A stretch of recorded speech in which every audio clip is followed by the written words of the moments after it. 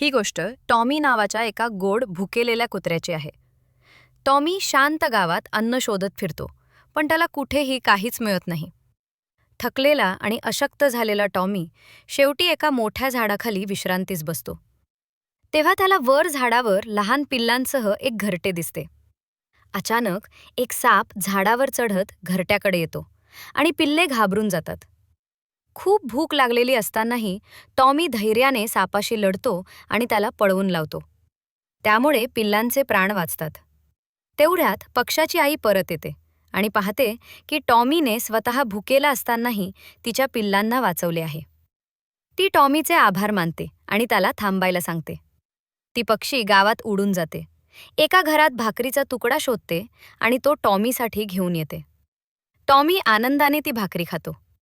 जवळच एक निरागस मुलगा हे सर्व पाहत असतो आणि हसतो.